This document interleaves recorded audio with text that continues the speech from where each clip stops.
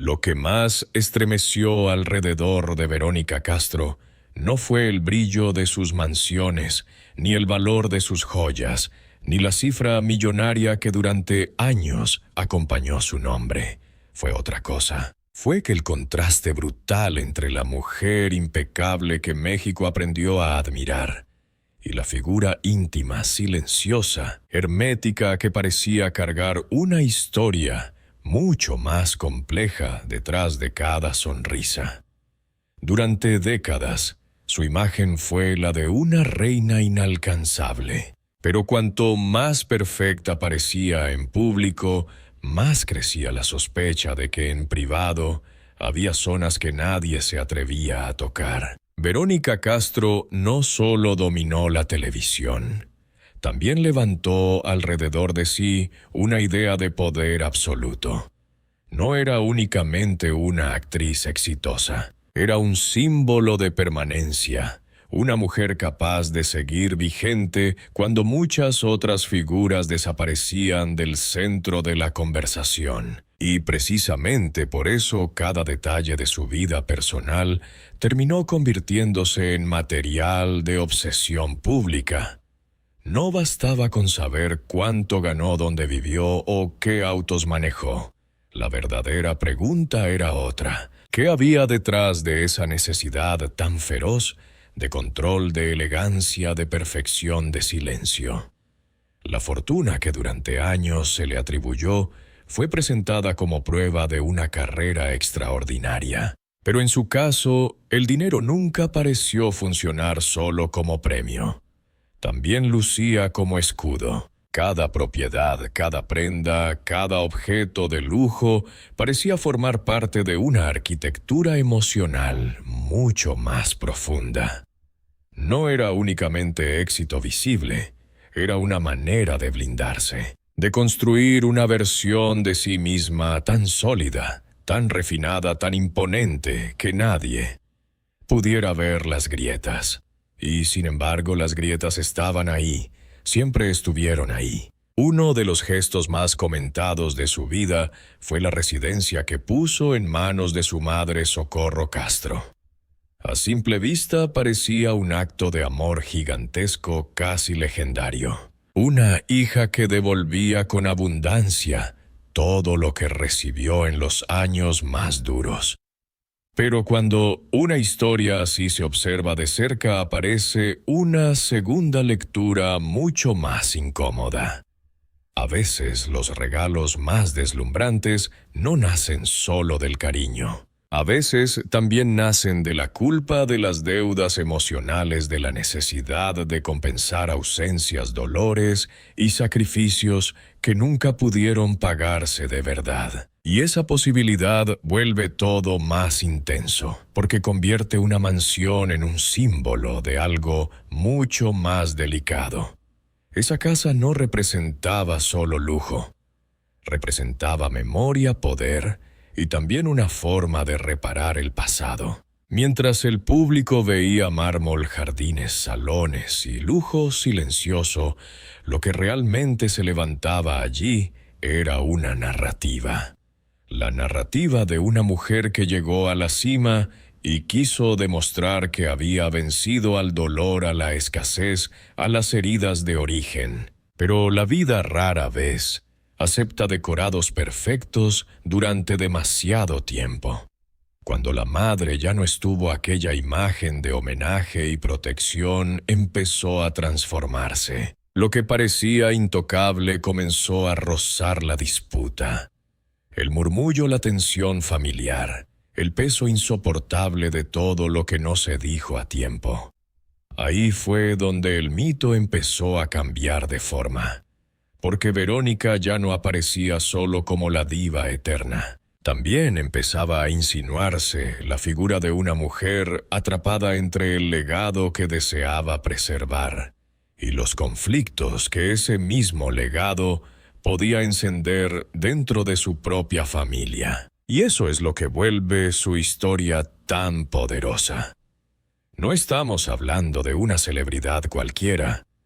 Estamos hablando de alguien que construyó una imagen casi sagrada, pero que tuvo que enfrentar lo mismo que tantas personas enfrentan lejos de las cámaras: pérdida, desgaste, tensiones con los suyos, preguntas sin respuesta y el miedo terrible de que un día todo lo que levantó con tanto esfuerzo termine siendo reinterpretado por otros. Tal vez por eso su historia impacta tanto, porque bajo el maquillaje perfecto no aparece una mujer vacía, sino una figura intensamente humana, contradictoria, fuerte y vulnerable al mismo tiempo. Una estrella que aprendió a convertir la elegancia en armadura. Una madre que protegió su intimidad con una disciplina feroz. Una hija que pareció querer devolverlo todo, aunque nada fuera suficiente. Y una mujer que mientras el país entero la miraba con admiración, quizá ya entendía que la fama nunca regala paz completa. Solo ofrece un escenario más grande para esconder el dolor. Lo más inquietante de todo es que esta apenas es la primera capa, porque después del lujo de la familia y del símbolo viene lo más delicado. Los rumores que tocaron su vida privada, las versiones cruzadas, los silencios que dijeron más que cualquier desmentido, y las heridas públicas que amenazaron con romper la imagen más cuidadosamente construida de su carrera. Si hubo un momento en que la imagen de Verónica Castro dejó de sostenerse únicamente sobre el prestigio, fue cuando su nombre empezó a circular no por una novela, no por un programa, no por una aparición triunfal, sino por una serie de versiones que tocaron la parte más sensible de cualquier figura pública: su vida privada. Ese territorio que durante años pareció blindado, casi impenetrable, se convirtió de pronto en combustible para una tormenta mediática que nadie pudo frenar. Y en el centro de todo no estaba una carrera artística. Estaba una pregunta devastadora. ¿Quién era realmente Verónica Castro cuando ya no hablaba el personaje, sino la mujer? El golpe fue especialmente fuerte porque llegó cuando casi nadie lo esperaba. Verónica ya era una institución. Había sobrevivido a modas, cambios generacionales, nuevos formatos, nuevas estrellas y nuevos escándalos ajenos. Parecía una figura demasiado consolidada para tambalearse por rumores. Pero bastó una declaración pública, una insinuación repetida y una historia narrada con la seguridad suficiente para que la conversación cambiara por completo. De repente el país dejó de mirar a la artista y comenzó a observar cada uno de sus silencios. Cada gesto, cada respuesta ambigua, como si allí estuviera escondida una verdad mucho mayor. La controversia no creció solo por lo que se dijo.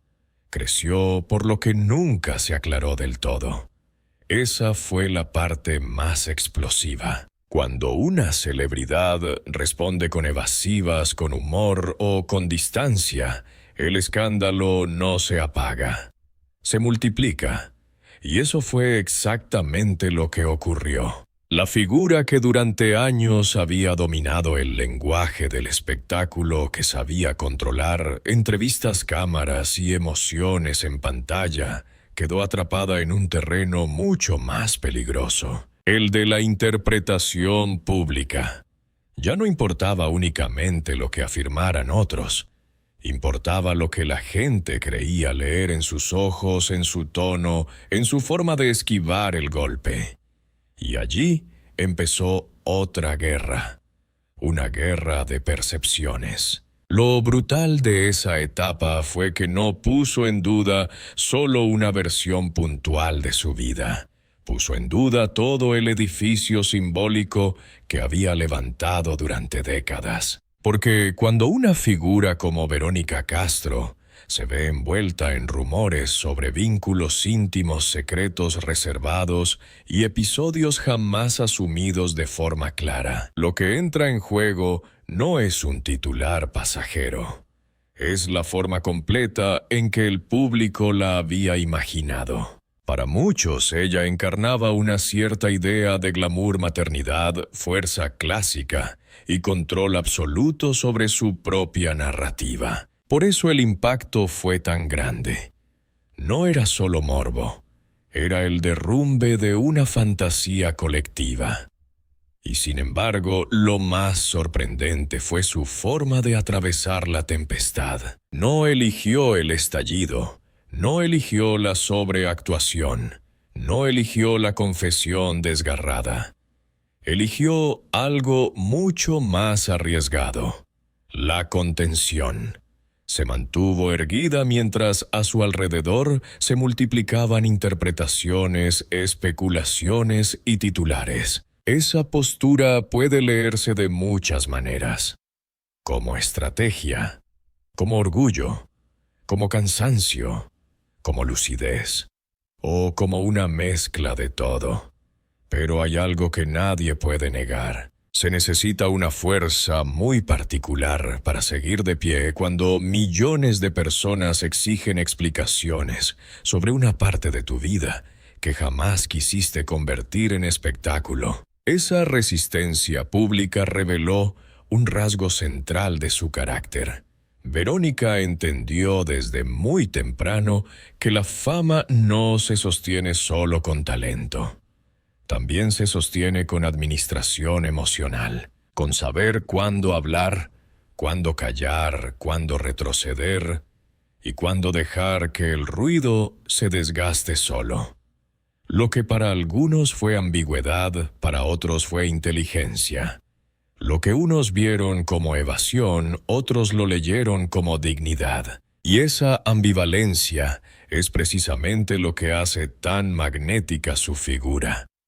Porque no ofrece respuestas cerradas, obliga a mirar más hondo. Obliga a aceptar que las personas más visibles también tienen zonas que no pertenecen al juicio público, pero el escándalo sentimental no fue el único frente que amenazó su imagen. Mientras el debate sobre su vida privada seguía encendido, otro conflicto empezó a tomar forma desde un lugar aparentemente más pequeño pero igual de corrosivo: el del círculo cercano. Cuando las diferencias, los reclamos y las acusaciones ya no vienen de periodistas o de televidentes, sino de personas que estuvieron dentro del entorno, el golpe cambia de naturaleza. Se vuelve más sucio, más íntimo, más difícil de contener.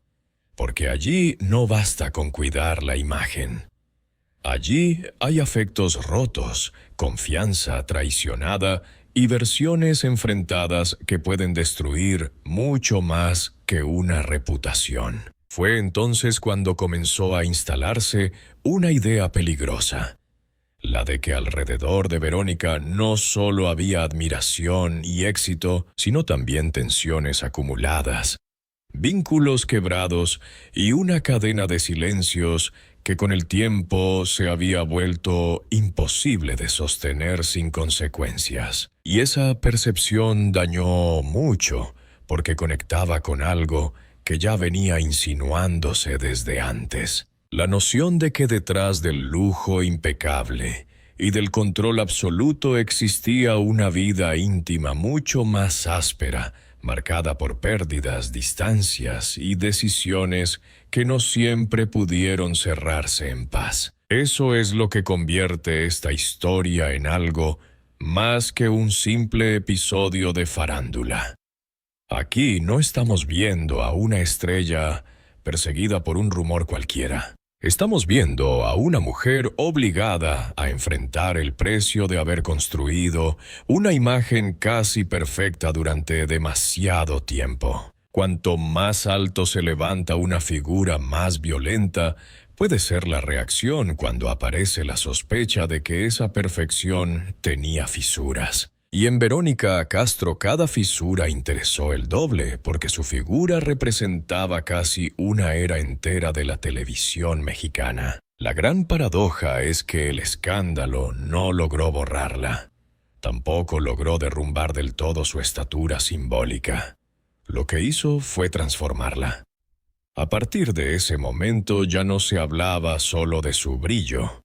También se hablaba de su resistencia, de su capacidad de aguantar de la manera en que siguió avanzando sin entregar el control total de su historia. Y tal vez esa sea una de las razones por las que sigue fascinando. Porque incluso golpeada por rumores, por versiones contradictorias y por un escrutinio feroz, nunca se convirtió en un personaje derrotado. Se volvió una figura más compleja, más opaca, más difícil de leer, y por eso mismo más poderosa. Pero lo más doloroso todavía no había terminado, porque después del ruido mediático vino algo más devastador. El choque con la sangre, con la memoria familiar, con la herencia emocional que ninguna fama puede ordenar por completo. Y allí, lejos del glamour y mucho más cerca de la herida, empezó a aparecer la Verónica más frágil de todas. La parte más cruel de la historia de Verónica Castro no nació en un foro de televisión ni en una entrevista incómoda. Nació en un lugar mucho más profundo y mucho más doloroso, la familia. Porque cuando una mujer ha pasado toda su vida construyendo una imagen de fortaleza absoluta, lo último que espera es que las grietas más visibles aparezcan precisamente en el territorio donde debería existir refugio. Y sin embargo, eso fue lo que ocurrió. La muerte de su madre no solo dejó un vacío emocional, también abrió una etapa donde los afectos, los recuerdos y el legado comenzaron a mezclarse con tensiones que terminaron exponiendo una fragilidad que ella llevaba años intentando proteger. Socorro Castro no era una figura secundaria en la vida de Verónica, era el origen de todo. Era la raíz del sacrificio, la presencia que había estado ahí antes de la fama, antes del dinero, antes de que el país entero aprendiera a pronunciar su nombre como si se tratara de una institución. Por eso, cuando esa presencia desapareció, no se cayó solo una madre. Se movió la estructura emocional completa de una hija que durante décadas había vinculado buena parte de su éxito con la necesidad de agradecer, compensar y devolver. La casa, los gestos, el lujo, la protección, todo adquiría entonces otro significado. Ya no eran solo regalos, eran intentos de conservar viva una deuda afectiva imposible de cerrar. Lo que vino después fue todavía más duro, porque el dolor no tuvo tiempo de quedarse en silencio. Muy pronto empezó a instalarse la sensación de que la memoria de esa madre también estaba siendo arrastrada por diferencias familiares que jamás debieron volverse públicas. Y allí la historia dejó de parecer un homenaje conmovedor para convertirse en una batalla emocional. Cuando una propiedad ligada a la figura materna entra en disputa, lo que realmente se discute no son paredes, jardines o escrituras. Lo que se discute es quién tiene derecho a quedarse con el símbolo. ¿Quién representa mejor la memoria? ¿Quién amó más? ¿Quién estuvo más cerca? ¿Quién sacrificó más? Y esas son guerras imposibles de ganar sin heridas. En ese escenario, Verónica quedó atrapada entre dos fuerzas devastadoras. Por un lado, la necesidad de preservar el legado de su madre como parte esencial de su propia historia. Por el otro, la presión de una realidad familiar donde no todos miraban ese legado de la misma manera. Ahí es donde la fama se vuelve completamente inútil. No importa cuántos aplausos hayas recibido, cuántos millones hayas ganado, o cuántas veces el público te haya considerado intocable. Frente a una disputa familiar, el prestigio no sirve de escudo. Lo único que queda es la vulnerabilidad más desnuda. La de una hija que, además de llorar una ausencia real, también tiene que ver cómo esa ausencia reorganiza los vínculos de los vivos. Ese es uno de los aspectos más desgarradores de la vida de Verónica Castro. La gente suele imaginar que las estrellas sufren distinto, que su riqueza amortigua el golpe, que sus privilegios las protegen del caos emocional. Pero la verdad suele ser más amarga. A veces el dinero agranda el escenario del conflicto, pero no reduce el dolor. A veces una mansión no contiene paz. A veces una herencia no une, sino que revela resentimientos antiguos. Y a veces una familia no logra mantenerse en pie, ni siquiera frente al duelo. En el caso de Verónica, todo eso pareció concentrarse en un mismo punto. La pérdida de la madre como detonante de una tensión que venía incubándose en silencio. Por eso, su figura comenzó a despertar una compasión distinta. Ya no se trataba solo de admirar a la diva que resistía rumores. Se trataba de observar a una mujer intentando sostenerse, mientras el terreno afectivo se volvía cada vez más inestable.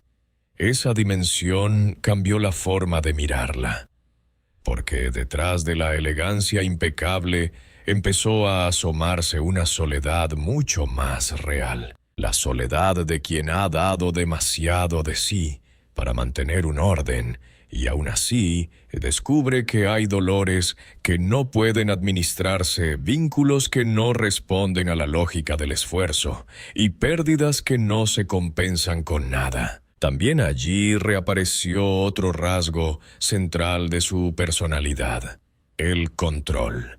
Verónica parecía entender que si dejaba que el desborde emocional tomara el mando, corría el riesgo de perder algo más grande que una discusión puntual. Podía perder la autoridad sobre su propia historia, y por eso mantuvo una vez más esa actitud contenida que tantas veces confundió al público.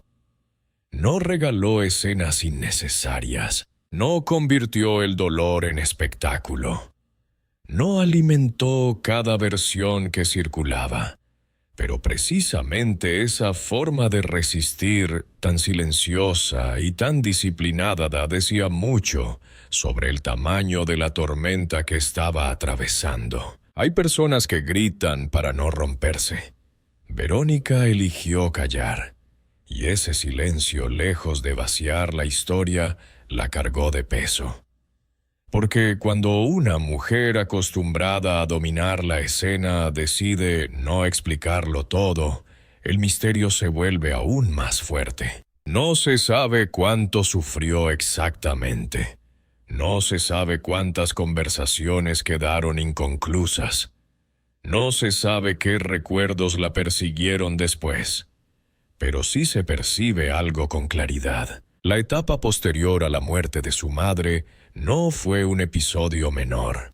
Fue una de esas fracturas que obligan a revisar toda una vida. Eso explica por qué desde entonces muchas de sus apariciones públicas parecieron leerse de otra manera. Cada gesto de elegancia ya no transmitía solo sofisticación. También transmitía disciplina emocional. Cada silencio ya no sonaba solo a estrategia. También sonaba a cansancio. Cada regreso ya no parecía únicamente un acto de permanencia profesional. También parecía una forma de decir que seguía de pie, aunque por dentro llevara más peso del que el público podía imaginar. Y tal vez ahí reside una parte esencial de su fuerza. no en fingir que nada le dolió, sino en aprender a caminar con el dolor sin entregarle el control de su identidad. Pero la historia de Verónica Castro no se detuvo en las heridas familiares. Aún quedaba otra dimensión que revelaba mucho sobre ella. Su manera de convertir la belleza, la moda, los negocios y el lujo en una extensión de su carácter. Porque en su mundo nada parecía ser solo un objeto. Todo funcionaba como mensaje. Todo era una forma de narrarse a sí misma, sin necesidad de confesar demasiado. Si algo definió a Verónica Castro, además de la fama, fue su capacidad para convertir cada elemento visible de su vida en una declaración de poder. En su caso, la belleza nunca fue un simple adorno. Fue lenguaje, estrategia, protección y negocio. Mientras gran parte del público la admiraba por su carrera en la pantalla, ella también cultivaba otra forma de influencia, mucho más silenciosa. La de una mujer que entendió antes que muchas otras que la imagen no solo se exhibe, también se administra, se vende, se perfecciona y se transforma en imperio. Esa faceta resulta clave para comprender por qué su figura impactó tanto durante décadas. Verónica no dependía únicamente del recuerdo de sus éxitos televisivos. Había construido un estilo reconocible, una presencia tan calculada y tan firme que cada aparición pública parecía diseñada para recordar que seguía siendo ella quien marcaba la pauta. No era casualidad. Había detrás una conciencia aguda de lo que significaba sostenerse en una industria despiadada con el paso del tiempo. En un medio que suele castigar la edad en las mujeres con una brutalidad casi automática, ella eligió responder con control estético, sofisticación y reinvención constante. Por eso su relación con el maquillaje, la moda y los objetos de lujo dice mucho más de lo que parece. No se trataba solo de caprichos de celebridad, eran herramientas narrativas. Cada vestido, cada pieza exclusiva, cada joya y cada automóvil funcionaban como fragmentos de una identidad que se negaba a ser reducida a una simple nostalgia televisiva.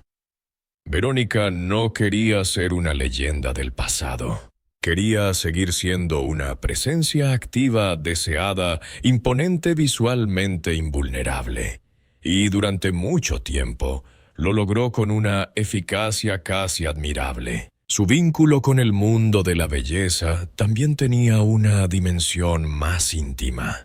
Allí no aparecía solamente la artista pública, sino la mujer que parecía encontrar en ese universo una forma de orden. La estética en su vida transmitía algo más profundo que glamour.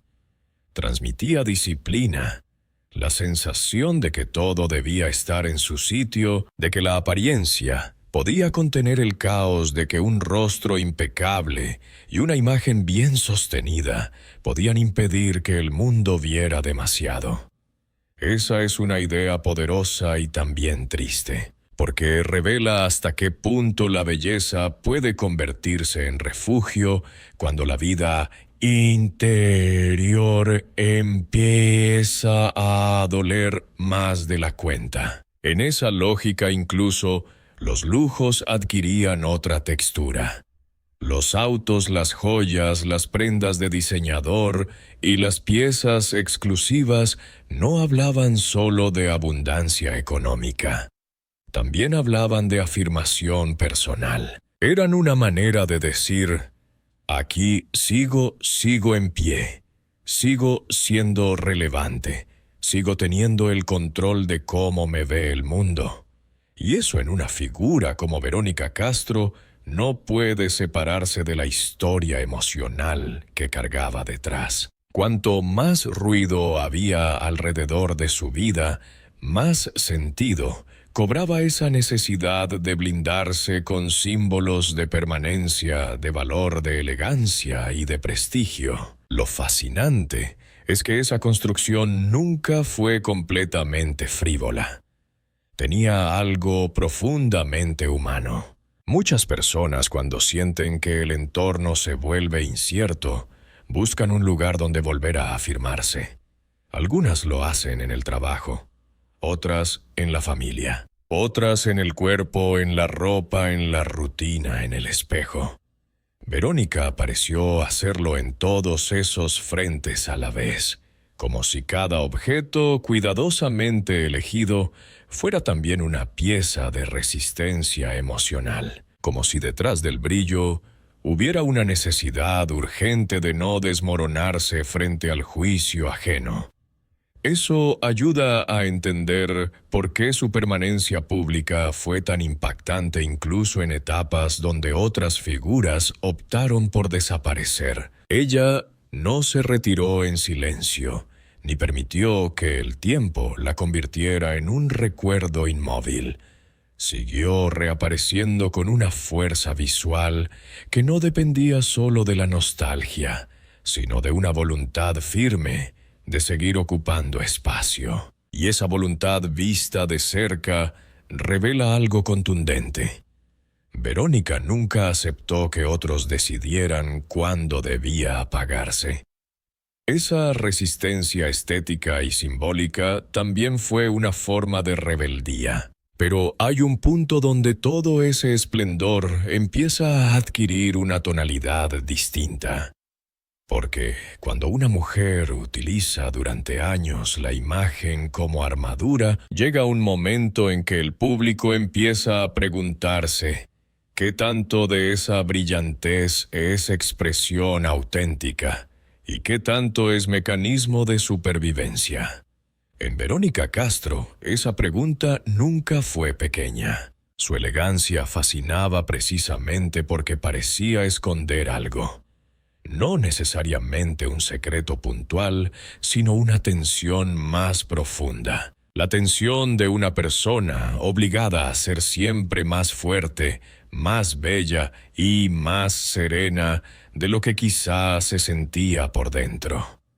Y ahí es donde su historia deja de ser solo la de una diva rodeada de lujo. Se convierte en la historia de una mujer que entendió el poder de la imagen, porque conocía también el miedo a perder el control. Cada detalle de su estilo parecía decir: no me van a ver caer, no me van a reducir, no me van a borrar. Y esa frase silenciosa atraviesa buena parte de su trayectoria. La convierte en una figura que no solo brilló, sino que se defendió a través del brillo. Sin embargo, toda armadura tiene un límite. Toda narrativa cuidadosamente sostenida enfrenta un momento en que ya no basta con deslumbrar. Y en la vida de Verónica Castro, ese momento llegó cuando el peso de los rumores, la tensión familiar, la memoria de su madre y la presión constante del juicio público obligaron a mirar más allá del lujo. Ahí apareció la pregunta final. ¿Qué queda de una mujer cuando el mito empieza a resquebrajarse y solo sobrevive lo esencial? Lo que queda en su caso es quizás lo más poderoso de todo. No una perfección intacta, sino una capacidad inmensa de resistir sin perder completamente la forma. Por eso su historia sigue provocando tanto impacto, porque no habla solo de riqueza ni de escándalo. Habla de una mujer que logró convertir la fama en imperio, el dolor en disciplina y la exposición pública en una batalla permanente por conservar su identidad. Verónica Castro no es solo una estrella que atravesó conflictos. Es el retrato de alguien que entendió muy pronto que el verdadero precio de volverse leyenda no se paga solo con trabajo. También se paga con silencios, con renuncias, con heridas privadas y con una soledad que pocas veces se admite frente a las cámaras. Y quizá por eso, después de todo, sigue siendo imposible apartar la mirada. Al final, la verdadera fuerza de Verónica Castro no está en la cifra de su fortuna, ni en las casas que llegaron a rodear su nombre, ni en los regalos legendarios, ni en los rumores que una y otra vez intentaron redefinir su imagen. Su verdadera fuerza está en algo mucho más difícil de sostener, en haber sobrevivido sin volverse completamente explicable, en haber sido observada durante décadas por millones de personas, y aún así conservar una zona propia, una parte de sí misma, que nunca terminó de entregarle al espectáculo. Y en tiempos donde casi todo se expone, casi todo se confiesa y casi todo se convierte en mercancía emocional, eso también es una forma de poder. Pocas figuras públicas consiguen atravesar tantos ciclos sin quedar reducidas a una sola versión.